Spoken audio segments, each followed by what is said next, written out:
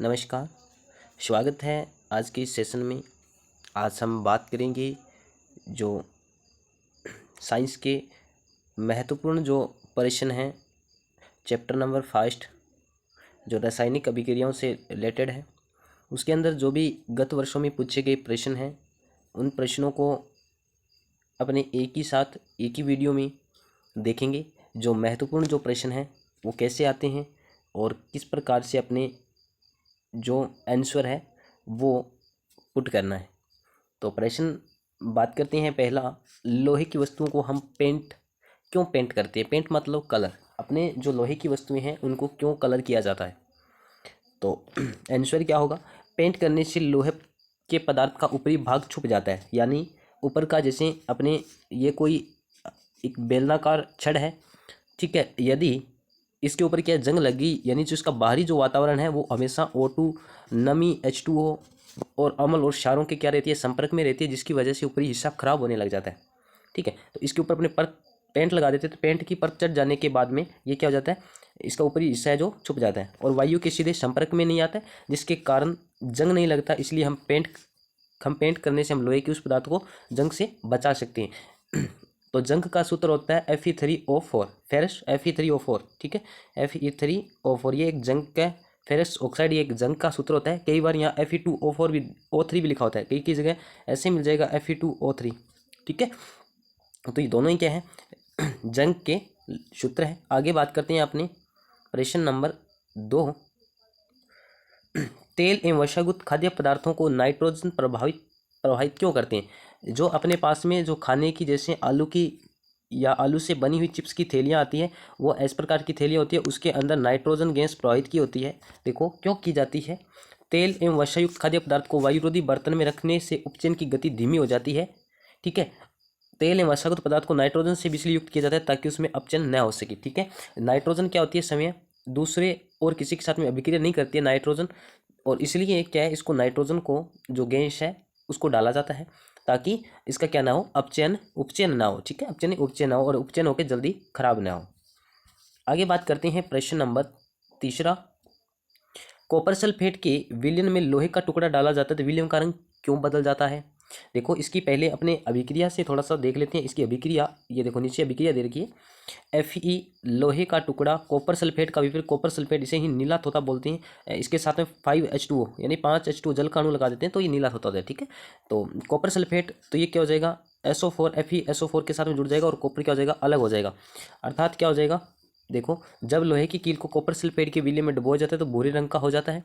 क्या हो जाता है, विलयन भूरे रंग आता है और लोहे कॉपर सल्फेट के घोल में कॉपर को विस्थापित कर देता है। ये एक विस्थापन अभिक्रिया भी है, इंपॉर्टेंट है अपने लिए विस्थापन अभिक्रिया। ठीक है, विस्थापन अभिक्रिया किसे कहते हैं, आयनों का जो कोई पदार्थ किसी दूसरे पदार्थ के आयनों को हटा देता है या विस्थापित कर देता है तो क्या कहलाते हैं, वो क्या कहलाएगी, विस्थापन अभिक्रिया कहलाएगी। ठीक है, दूसरी बात करते हैं प्रश्न नंबर 5। वायु में जलाने से पहले मैग्नीज रिबन को साफ क्यों किया जाता है। वेरी इंपॉर्टेंट है कि पिछले एग्जामों में गत वर्षों में पूछे गए प्रश्न ही अपने जो देख रहे हैं। यदि मैग्नीशियम रिबन को नम वायु के संपर्क में रखते हैं तो उसके सफेद रंग की मैग्नीशियम ऑक्साइड की परत जमा हो जाती है। यह परत मैग्नीशियम के जलने में अवरोध पैदा करती है, इसलिए मैग्नीशियम रिबन को पहले रेगमाल से साफ किया जाता है। देखो अपने पास में कोई ऐसी एक रेगमाल क्या है, हमारे पास में मैग्नीशियम रिबन की एक पट्टी है। क्या होती है, जब ये है वायु के संपर्क में रहती है तो इसके ऊपर ऐसे सफ़ेद रंग की इसके ऊपर ऐसे एक परत सी, यानी एक जंग जैसा लग जाता है, जैसे लोहे पे जंग लगता है उसी प्रकार से। जब इसको अपने रेगमाल से साफ करते हैं तो ये ऊपर वाला जो पार्ट है वो हट जाता है और एकदम चमकने लग जाती है और फिर इसे जलाना आसान हो जाता है। आगे बात करते हैं उत्प्रेरक से क्या समझते हैं। उत्प्रेरक, ठीक है, उत्प्रेरक से क्या समझते हैं। देखो वे पदार्थ जो समय रासायनिक प्रतिक्रिया में तो भाग नहीं लेते लेकिन प्रतिक्रिया के वेग को बढ़ाते या घटाते हैं।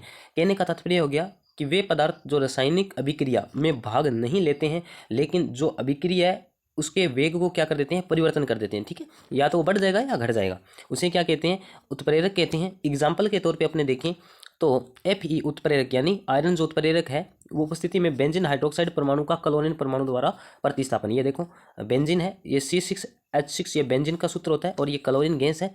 जब इसमें ये क्लोरो बेंजीन बन जाएगा और HCl हाइड्रोक्लोरिक अम्ल निर्माण हो रहा है।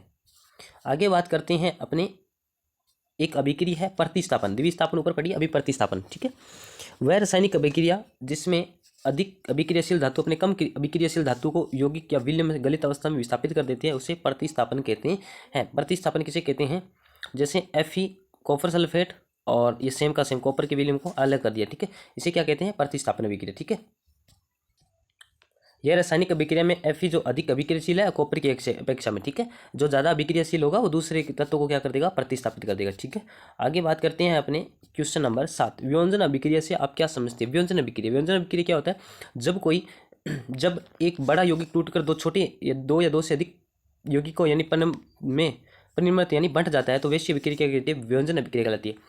यानी जब कोई एक बड़ा यौगिक टूटकर छोटे छोटे यौगिकों में टूट जाता है तो उसे क्या कहते हैं? व्योंजन अभिक्रिया कहते हैं। ये देखो 2KClO3 2KCl+3, और इसका एक अच्छा सा एग्जाम्पल अपने पास में ये भी ले सकते हैं CO2, तो C+O2, ठीक है। चलो 8 नंबर क्वेश्चन में चलते हैं। संतुलित रासायनिक समीकरण क्या है? रासायनिक समीकरण को संतुलित करना क्यों आवश्यक है? वेरी इंपॉर्टेंट है, हर बार लगभग इससे प्रश्न पूछ लेते हैं। संतुलित रासायनिक समीकरण वह है जिसमें अभिकारकों और उत्पादों में विभिन्न तत्वों के परमाणुओं को संख्या समान होती है। रासायनिक अभिक्रिया में द्रव्यमान के संरक्षण के नियम को संतुष्ट करने का रासायनिक समीकरण संतुलन होनी चाहिए। देखो रासायनिक समीकरण अभिकारकों और उत्पादों के परमाणुओं की संख्या क्या होती है? बराबर होती है। इधर वाले क्या होते हैं? अभिकारक, इधर वाले जो तीर के निशान के इधर वाले क्या होते हैं? उत्पाद होते हैं। दोनों के अंदर जैसे इधर 2 परमाणु की संख्या, इधर भी 2 होनी चाहिए, एक तो ये इक्वल होना चाहिए। दूसरी क्या है? द्रव्यमान संरक्षण का नियम, यानी दोनों के अंदर क्या द्रव्यमान ना वो बराबर होना चाहिए, तो द्रव्यमान संरक्षण के नियम का भी क्या करना चाहिए? पालन करना चाहिए, ठीक है। प्रश्न नंबर 9, ऊष्माक्षेपी और ऊष्माशोषी विक्रिया का क्या अर्थ है या कई बार अंतर पूछ लेते हैं, दोनों में से प्रश्न इंपॉर्टेंट है अपने लिए। तो ऊष्माक्षेपी विक्रिया ऐसी विक्रिया जिसमें ऊष्मा निकलती है उसे क्या कहते हैं? ऊष्माक्षेपी विक्रिया। जैसे मीथेन का दहन होता है, ठीक है, मीथेन का दहन, ये देखो मीथेन CH4 मीथेन ऑक्सीजन की उपस्थिति से इसका दहन हो रहा है, जल रही है, तो कार्बन डाइऑक्साइड और जल और साथ में ऊर्जा निकलेगी, और ऊर्जा कितनी निकलेगी? 880.4 किलो जूल पर मोल, ठीक है, पर मोल। इतनी क्या है एनर्जी इसमें निकलेगी जब मीथेन का दहन होता है। कई बार सीधे सीधे प्रश्न पूछ लेते हैं कि मीथेन का दहन की अभिक्रिया, तो ये अपने लिए इंपॉर्टेंट हो जाती है। मीथेन के दहन की अभिक्रिया इंपॉर्टेंट है। आगे पूछ लेते हैं ऊष्माशोषी अभिक्रिया। ऊष्मा ऐसी अभिक्रिया जिसमें ऊष्मा अवशोषित होती है ऊष्मा अभिक्रिया कहते हैं। जैसे बेरियम डाइऑक्साइड अमोनिया थायोसाइनाइड, ठीक है, बेरियम हाइड्रोक्साइड और अमोनिया थायोसाइनाइड इसको अभिक्रिया करते हैं तो इसमें क्या हो जाती है? ऊष्मा का क्या हो रहा है? अवशोषण हो रहा है, ठीक है। तो ये बेरियम साइनाइड और 2 नाइट्राइड बनेगा, ठीक है, और प्लस 10 जल के अणु बन जाएंगे, ठीक है।